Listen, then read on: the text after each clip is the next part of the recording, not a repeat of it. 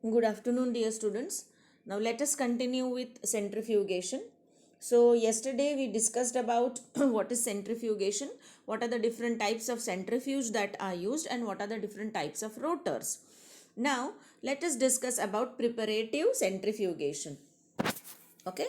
Preparative centrifugation is concerned with actual isolation of biological material for various biochemical investigation. Okay, preparative centrifugation is divided into two main techniques depending upon the suspension medium which is used for separation. Okay, if you are using a homogeneous medium for separation, the technique is called as differential centrifugation. If you are using a density gradient medium, it is called as density gradient centrifugation. So preparative centrifugation is of two types: differential centrifugation and density gradient centrifugation. Okay,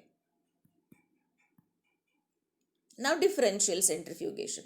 Say in differential centrifugation, we use the separation of the particles by centrifugation takes place on the basis of difference in their density and size. Okay, in differential centrifugation, separation occurs on the basis of density and size of particles.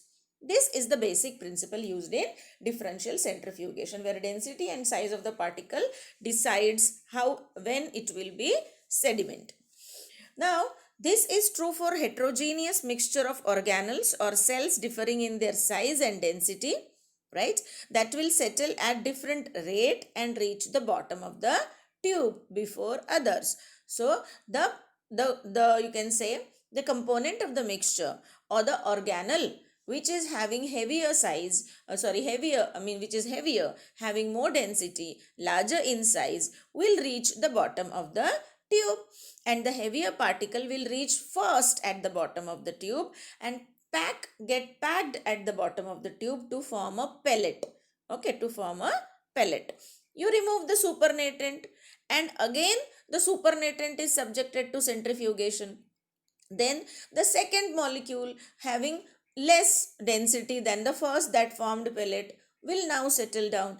In this way, the supernatant is decanted and the pellet is recovered. So one by one, you can receive or you can remove, or one by one the particles will sediment at the bottom of the tube. So the heaviest will settle at the bottom first. You remove the supernatant, again centrifuge, and then the second particle will sediment, and so on.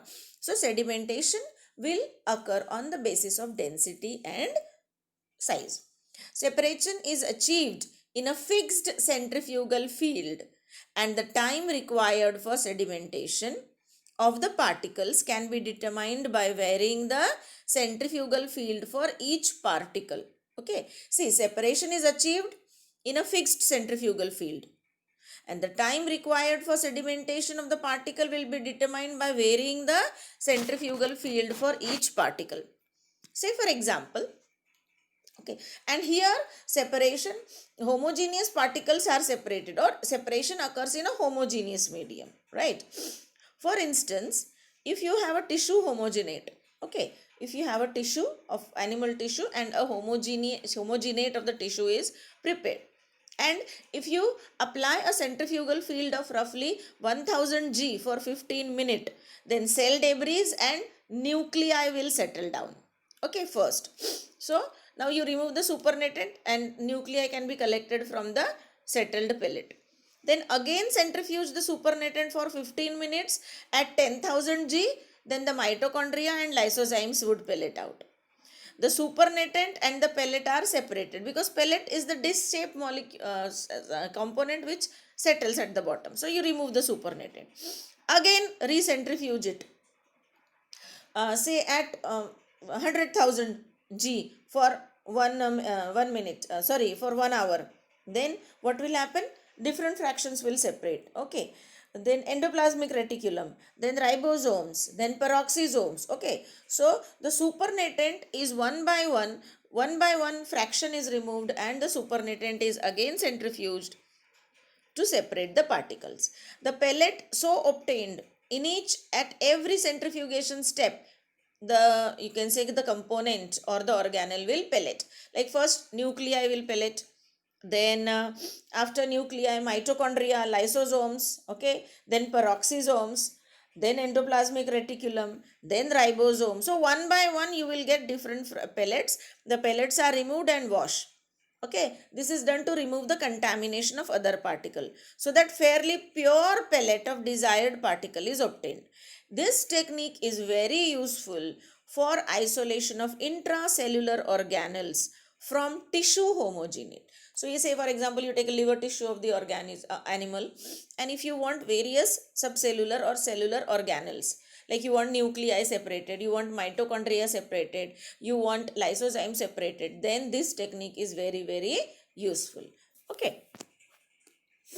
So the best strategy is separate the tissue homogenate into various organelles, is to centrifugally divide it into number of fractions by increasing the applied centrifugal field at each step.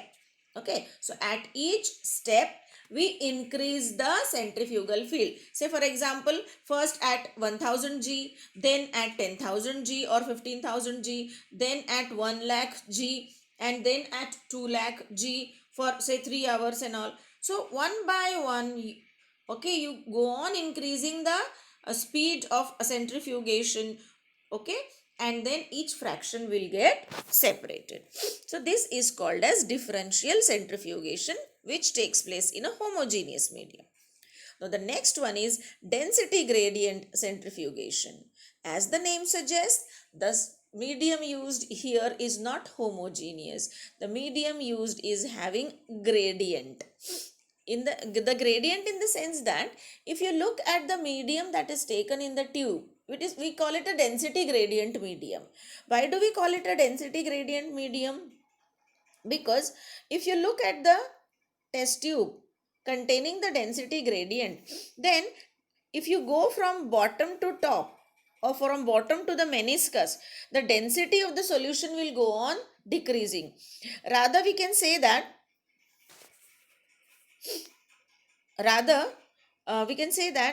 if you have a test tube, right, and if you grow from top to bottom, then the density of the medium will go on increasing towards the bottom. That means highly dense medium will be present at the bottom, and as you go up, the density will go on decreasing. That means the medium is not homogeneous, and hence the technique is called as density gradient centrifugation. Okay, so this technique allows separation of many or all components present in the mixture and allows the measurements to be made. There are two forms of density gradient centrifugation, or two variations of density gradient centrifugation. Number one, rate zonal centrifugation, and number two, isopycnic centrifugation, also called as sedimentation equilibrium centrifugation. Okay, this is opposite to differential centrifugation. In differential centrifugation, we use a homogeneous medium, whereas here we use a density gradient. Okay, and the separation under a centrifugal field is therefore dependent upon the Bion density of the particle, right? Now, let us discuss about the first method. So, density gradient centrifugation is preferred method to purify subcellular organelles as well as macromolecules. Now, density gradient can be generated by placing layer after layer of gradient medium such as sucrose. There are different medium that are used for preparing the gradients. Okay, with heaviest layer at the bottom and lightest layer at the top. Okay. So, if I want to prepare density gradient, I have a tube.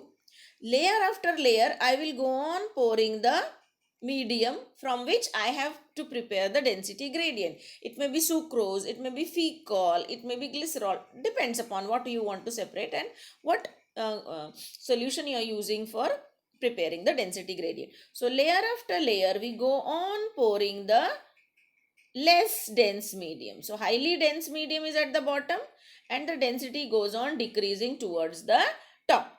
Okay, heaviest layer at the bottom and lightest layer at the top. Okay, now if you want See, if you want a discontinuous gradient, then this careful layering. Highly dense medium, then less dense, then less dense, then less dense, like that. So the density goes on decreasing as you go towards the top, or density goes on increasing as you come to the bottom of the tube. Now, if you don't want a discontinuous gradient, you want a, you can say, regular gradient, a continuous gradient, then this discontinuous gradient tube is hold allowed to stand for a very long time. Then the solutions having different, like the discontinuous gradient will mix, and then you get a continuous gradient. As you move down towards the tube, the density will continuously go on increasing. There are methods, by other methods also, by which we can prepare the density gradient, that we will discuss. Okay, next.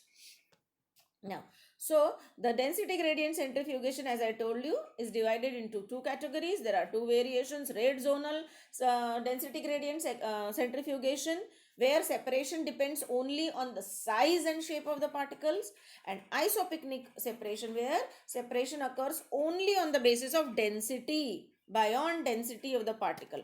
What are the various gradient materials that are used? It is sucrose, most of the time used. Silica, glycerol, cesium chloride, again used. Cesium chloride is used for separation of various DNA.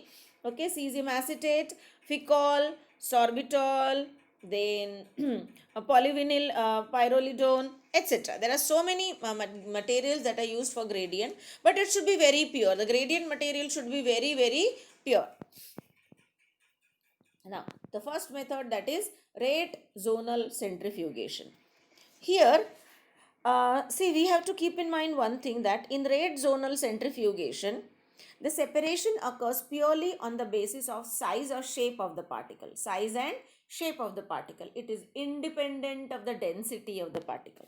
So, in rate zonal centrifugation, separation occurs only and only on the basis of shape and size of the particle. Okay.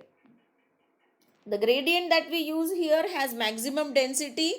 Okay.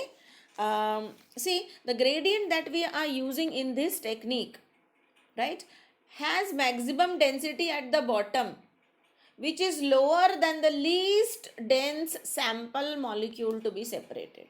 Okay. Sample is that where there are certain molecules which we want to separate, and then we have a tube containing the gradient medium.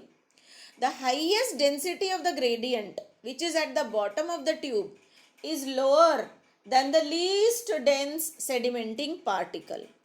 That is the basis of rate zonal centrifugation.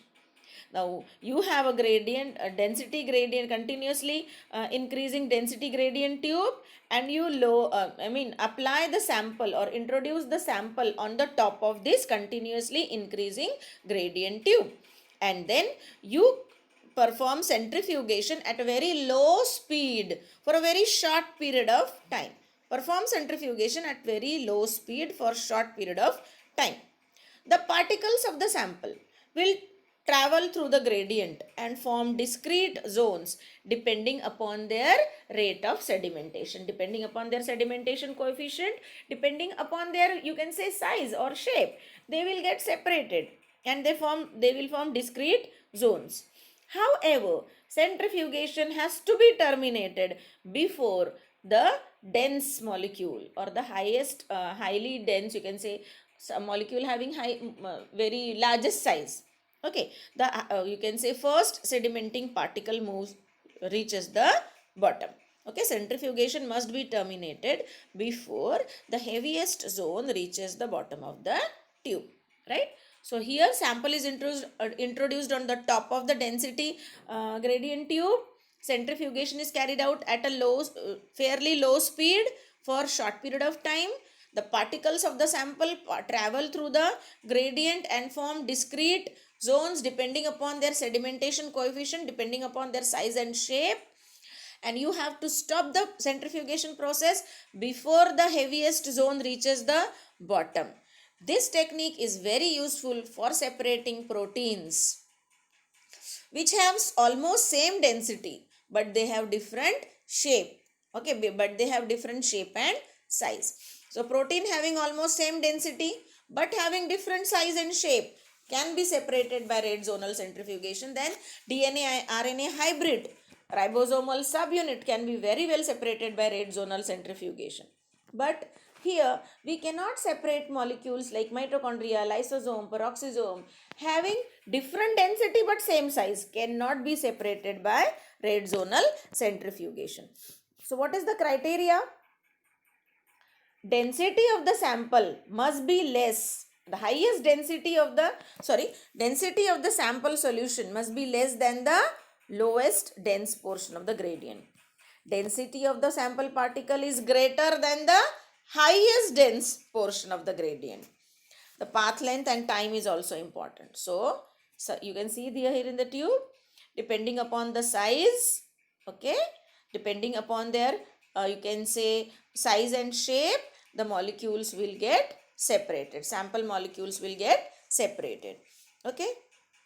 Now this is the molecule having high sedimentation rate or having more size, then smaller size and then smaller size. Right. This is how they get separated. And you have to stop the process before the heaviest molecule or the you can say fast sedimenting molecule reaches the bottom. Don't allow the zones to reach the bottom and terminate the process. So it's very useful for separating proteins and all on the basis of their size and shape. Okay, not on the basis of their density.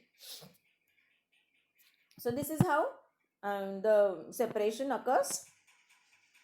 You can say density gradient is there, sample is layered and the components of the mixture they get separated depending upon their sedimentation coefficient, size, shape.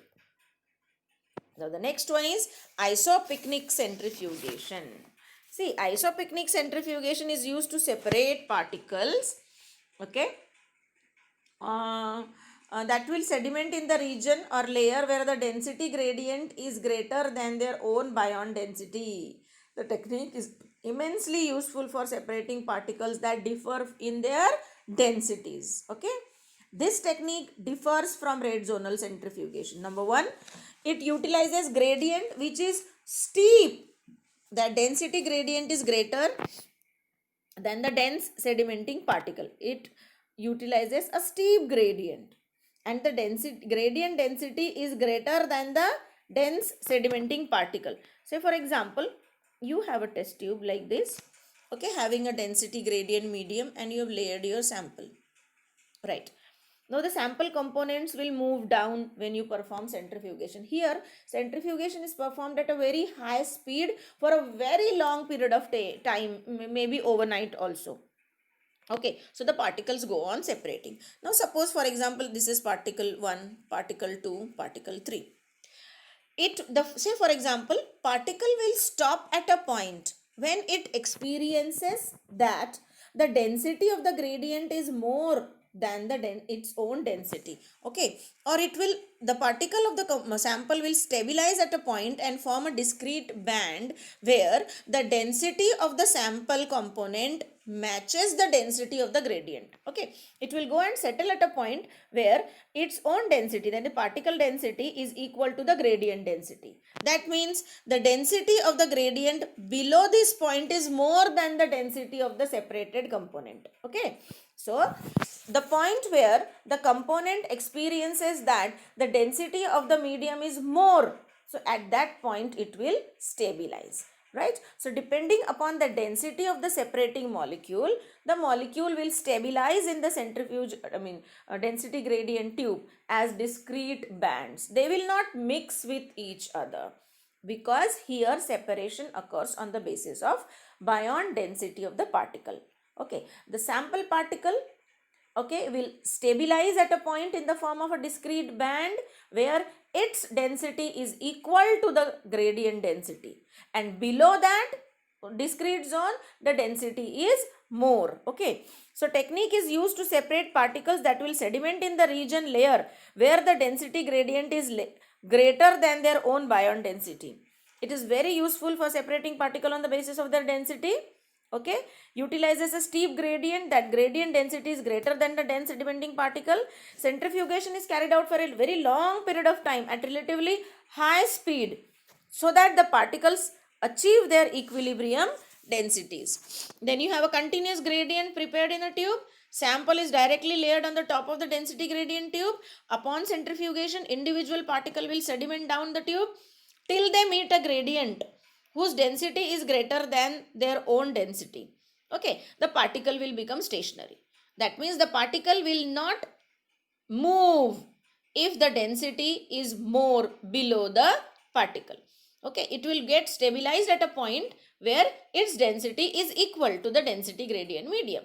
As soon as the density of the gradient medium becomes more, it will not move. Okay, so the particle will become stationary and form a discrete zone, and it will not move down at all. Okay, so this is used to separate intracellular organelles like mitochondria, lysosomes, peroxisome, which have different bond densities but have same size. Nucleic acid fractions also can be separated. You cannot separate proteins here which have same density but different size. So separation depends upon density. Now there is another method also of performing isopycnic centrifugation. What we do is here, the sample is subjected to preliminary centrifugation. Okay, so as to remove the unwanted heavier particles. Now, the supernatant is layered on the top of the medium. Okay, here the medium which is taken in the tube has the same density as that of the desired fraction in the sample. If you have a sample containing 3 fractions, out of the 3 only one is desired. Okay, then the gradient, then the test tube which contain the medium will have the same density as that of the desired fraction. So the name isopycnic. Isopycnic means same density as that of the desired fraction. Now you carry out the centrifugation.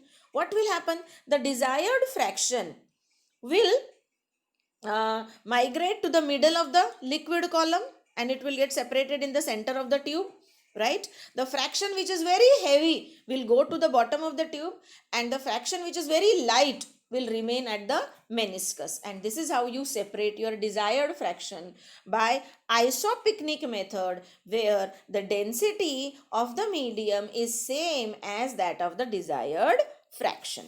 Is that clear?